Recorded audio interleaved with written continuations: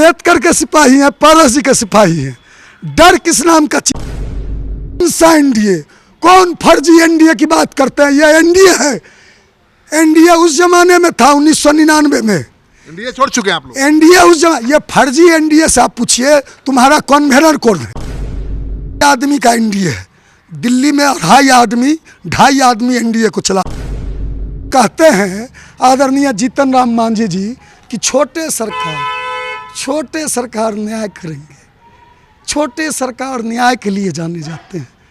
तब तो हर कोई कानून अपने हाथ में लेगा। कानून नाम का तब काहे पुलिस दल की मीटिंग बुलाया जाए, छोटे सरकार को मुख्यमंत्री का चेहरा बना दिया जाए। मुख्यमंत्री छोटे सरकार को बना दिया जाए एकदम। तेलजेपी पारस गुट के राष्ट्रीय प्रवक्ता श्रवण कुमार के ऊपर जानलेवा हमला हुआ है। मैं दिखा दूं, यही गाड़ी थी स्कॉर्पियो जिसमें वो कहीं जा रहे थे और देखिए किस तरह से जोरदार टक्कर उनकी गाड़ी में मारा गया है। गाड़ी का शीशा चकनाचूर हो गया है। इसी गाड़ी में थे और पता करते हैं कि ये कहाँ बैठे थे और ये स्वाभाविक दुर्घटना थी या जानबूझकर मारने की साजिश थी। ये कहाँ ये दुर्घटना हुई और ये दुर्घटना थी या हत्या की योजना थी? नहीं, इसको कोई साधारण दुर्घटना नहीं माना जा सकता। आप जान लीजिए देश में आजकल कई ऐसी घटनाएं हो रही हैं कि एक्सीडेंट का रूप दिखाकर अपराधी जो है गाड़ी को धक्का मार के या गाड़ी पे चढ़ाकर उसको हत्या कर देते हैं, उसको दुर्घटना का रूप दिखा देते हैं। अभी एक तरह की घटना एक पासवान सिवान की है जो हमारे पार्टी एक मुखिया के पति के साथ हुई है। तो इस तरह की घटना कल जो 26 जनवरी को यहाँ झंडोत्तोलन था, सारा देश सारा बिहार गणतंत्र दिवस मना रहा था। ऐसे मौके पर दिन दहाड़े मेरे गाड़ी पर, और पॉश इलाका है, ये पटना का सबसे पॉश इलाका है, बोरिंग कैनाल रोड, ये उद्यान हॉस्पिटल के पास है, भैन हुसैन का शोरूम है।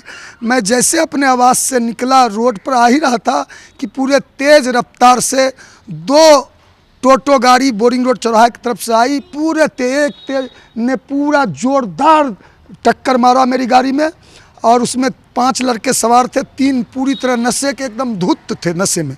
एक गाड़ी टोटो आगे लगी, उस पर से लोग उतर गए। तब तक ये लोग गाली गलौज करने लगे। तब तक स्थानीय कुछ सज्जन लोग भी जमा हो गए। लोगों ने पकड़ा, हमने 112 डायल को फ़ोन। आपने कहा कि आपको गोली भी चलाई गई? निश्चित रूप से। जब मैं वहाँ देख लीजिए, जब मैंने पुलिस को कई बार फ़ोन किया, SHO जो थानेदार हैं कृष्णापुरी के पंकज जी, उनको भी मैंने फ़ोन किया। वो झंडोत्तोलन में व्यस्त थे। बाद में फोर्स पार्टी, पुलिस पार्टी पहुंची, बहुत कम संख्या में थी। थोड़ा देर हो गया, जो पुलिस आने में देर हो गई तो वो अपराधी जो लोग नशे में धुत थे वो लोग वहाँ के राजापुल मैनपुरा ये सब के इलाके के थे। एक ज़माने में राजापुल मैनपुरा दूजरा इलाका जो है एक ज़माने में काफ़ी कुख्यात इलाका हुआ करता था, उस इलाके के ये लोग थे। तब तक ये लोग फ़ोन से सारे अपराध कर्मी को जमा कर लिए भारी संख्या में, और इन लोग का प्रयास था कि मॉब लिंचिंग करके, जब देखा कि हमको कुछ नहीं हुआ है, हमारे एक सहयोगी लहूलुहान हो गए जो बाएं साइड बैठे हुए थे, उसके बाद हुआ कि मॉब लिंचिंग करके मार दे। तो हमारे सहयोगी और हम लगातार जब फ़ोन कर रहे हैं, सारा रिकॉर्डिंग है मेरे पास, ऑडियो है मेरे पास, मैंने प्रेस कॉन्फ्रेंस में सुनाया कि कहाँ पहुँचे, आ रहे हैं। तो कुछ लोगों ने कहा कि नेताजी आप यहाँ से भाग जाइए, नहीं तो हत्या कर देगा। हम बोले हम कहीं नहीं जाएंगे। पुलिस को जब हम बुलाए हैं, पुलिस को मैंने सूचना दी है, मैं स्वयं भाग खड़ा होऊंगा तो मेरे ऊपर ही सवाल खड़ा हो जाएगा। तो मैं वहाँ डटा रहा मजबूती से। भीड़ इकट्ठा हो गई, सारे अपराधी आ गए राजापुल मैनपुरा के इलाके से। तब तक पुलिस भी आ गई। पुलिस ने कहा कि क्या करना है? हम बोले कि थाना लेके ये लोग को जाइए, हम भी थाना आते हैं, FIR दर्ज करेंगे। पुलिस पे भी उन लोगों ने हमला कर दिया और पुलिस हमको किसी तरह गाड़ी में बैठाई। हमारा ड्राइवर गाड़ी स्टार्ट किया, गाड़ी बढ़ने नहीं दे रहा था। गाड़ी जैसे बढ़ाया, मारो मारो मारो मारो, भद्दी गालियाँ, गाड़ी में आग लगाओ। सारा CCTV फुटेज है, सारा CCTV में दर्ज है। पुलिस कैसे करे कि जानलेवा हमला नहीं था, गोली नहीं चली? यह तो अब पुलिस जब कैसे कह रही है तो हास्यास्पद है। जब पुलिस ने 27 आर्म्स एक्ट के तहत BNS की धारा जो है 27 आर्म्स एक्ट, ये धारा 281, 324 ये थाना ने हमको दिया है, ये लॉन्च किया है FIR। तब कैसे करे गोली नहीं चली? ये तो अजब है। लेकिन जो थाना प्रभारी हैं उन्होंने काफ़ी कोऑपरेट किया। थाना पे काफ़ी संख्या में अपराधी जुट गए थे। अपराधी हमको धमकी दे रहे थे कि थाना से निकलेगा तो इसको मार देना है। इसका थाना पर भी अपराधी धमकी दे रहे हैं? थाना पर बड़ी आप पूरा प्रेस के लोग जुटे हुए थे। प्रेस के लोग वो इंटरव्यू दे रहे थे। उसमें कुछ महिलाएं शामिल थी जो अपराध कर्मी की माँ थी, बीबी थी, और उन लोग का मुख्य पैसा है शराब बनाना। मनपुरा दूसरा के इलाके में शराब। आप पर हमला माने जानबूझ के किया गया आपको? अब हम बता नहीं सकते श्रीकांत भैया। आप जितने उम्र से हम राजनीति में कर रहे हैं, हम भी 37 साल से राजनीति कर रहे हैं, फक्कर आदमी हैं।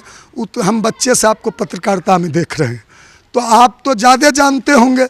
अब क्या दुश्मनी हो सकती है? हम तो अकेला चलने वाले लोग हैं, न कोई सिक्योरिटी न गार्ड, कभी साइकिल से, कभी रिक्शा से, कभी। तो हमला के बाद डर लग रहा होगा ना?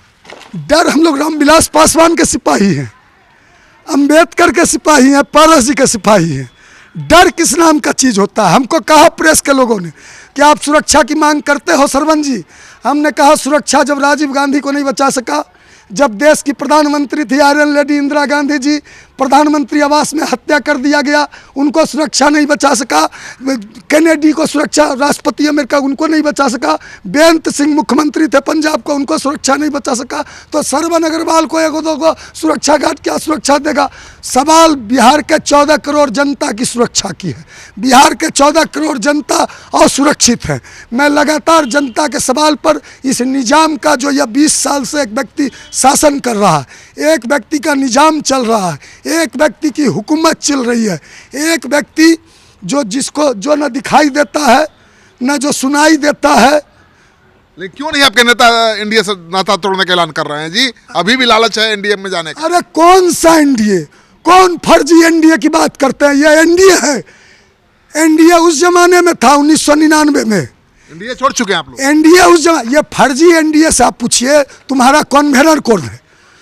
एनडीए का स्टेट में, सेंट्रल में कन्वेनर कौन है? हमारे ज़माने में एनडीए के कन्वेनर होते थे जॉर्ज साहब, शरद यादव, ये सब एनडीए के कन्वेनर होते थे। बिहार में नंदकिशोर यादव एनडीए के कन्वेनर होते थे। ये लोग एनडीए, अब बताओ ना ये फर्जी एनडीए। ये एनडीए जो है, ये 2 आदमी देश के प्रदेश, जो 2.5 आदमी का एनडीए है। दिल्ली में 2.5 आदमी एनडीए को चला रहा है। ये सब जो बिहार में है, तो महागठबंधन के साथ चले गए आप लोग? ये जो बिहार में है ये सब लीडर नहीं है, लोडर है। ये लोडर है, मुंशी है, ये सब मुंशी है। महागठबंधन में चले गए ना, एनडीए में नहीं है तो? ये सब मुंशी है, ये सब लीडर नहीं है। ये सब अमित शाह जी के मुंशी है, चपरासी है। अरे ये जवाब दीजिए ना कि अब एनडीए छोड़ दिए तो महागठबंधन में चले गए ना? ये जो 5 पांडव है, अपने आप को 5 पांडव बताता है, इसमें महाभारत शुरू हो गया है। पांडवों के बीच ही महाभारत शुरू हो गया है। तरह तरह के बयान आ रहे हैं। आप कहाँ हैं? और ये एक व्यापारी है जो कहता है लालू यादव का, आदरणीय लालू यादव पे बोलता है। लालू यादव के सामने जन्म का पैदा नहीं लिया होगा, गंजी जंगिया बनियान लालू यादव ने पहनना सिखाया इस लोगों को। राजनीतिक बोली दिया, जबान दिया। कहता है लालू यादव का नाम रख देना चाहिए crime of father, crime of father. अरे तुमने बताओ, मैं तो प्रेस कॉन्फ्रेंस करके आपको भी बुलाऊंगा भैया, और बताऊंगा कि जितने बिहार के कितने दुर्दांत अपराधी भारतीय जनता पार्टी में, सबकी सूची जारी करूंगा। जितने दुर्दांत अपराधी हैं, क्रिमिनल है, आपराधिक छवि के लोग हैं, जब भाजपा के वॉशिंग मशीन में धुलते हैं तो संत और सन्यासी हो जाते। रामविलास जी के पार्टी में कौन संत लोग रहते थे? सुरभान सिंह, रामा सिंह, कौन संत रहते थे? अब मैं इस पे नहीं जाता, मैं नहीं जाता। अरे जो भारतीय मैं तो नहीं कह रहा, मैं तो नहीं कहता मैं साधु की जमात हूँ, सन्यासी की जमात हूँ। हम राजनीति करने वाले लोग हैं। आप अपराधियों को जमात में खड़ा करिएगा? हमने कभी अपराधियों का और अपराध कर्मियों का कभी समर्थन नहीं किया। यदि न्यायालय ने एक्विटल कर दिया, सूरजभान जी को न्यायालय ने एक्विटल कर दिया, रिहा कर दिया। जब न्यायालय से बरी हो जाते हैं, न्यायालय से दोष मुक्त हो जाते हैं। लेकिन ये कैसे कैसे लोगों को, ये गया था एक व्यक्ति, एक व्यक्ति ये सिंडिकेट पार्टी का सरगना है, उसके व्यक्ति उस पार्टी में खोज लीजिए आपको, मोटरसाइकिल चोर, साइकिल चोर, बकरी चोर, बैल चोर, भैंस चोर, गाय चोर, ज़मीन माफिया, शराब माफिया, बालू माफिया, शिक्षा माफिया। ये तो गया था हेलीकॉप्टर से, कौन वो रईस, कौन बरदर्स है, कौन। जब मंत्री थे मोदी के कैबिनेट में तब नहीं माफिया नजर आ रहे थे? मोदी के कैबिनेट में जब तक मंत्री थे हम लोगों ने कभी माफियाओं को संरक्षण नहीं दिया। ये जो खान ब्रदर्स हैं हमारे यहाँ भी आए थे ज्वाइन की पार्टी ज्वाइन करने के लिए, हमारे नेता ने साफ मना कर दिया था। और एक नेता हेलीकॉप्टर लेता है, उससे जाता है ज्वाइन कराने। अब तो एनडीए के स्टार प्रचारक होंगे खान ब्रदर्स। अब कहते हैं आदरणीय जीतन राम मांझी जी कि छोटे सरकार न्याय करेंगे, छोटे सरकार न्याय के लिए जाने जाते हैं। तब तो हर कोई कानून अपने हाथ में लेगा।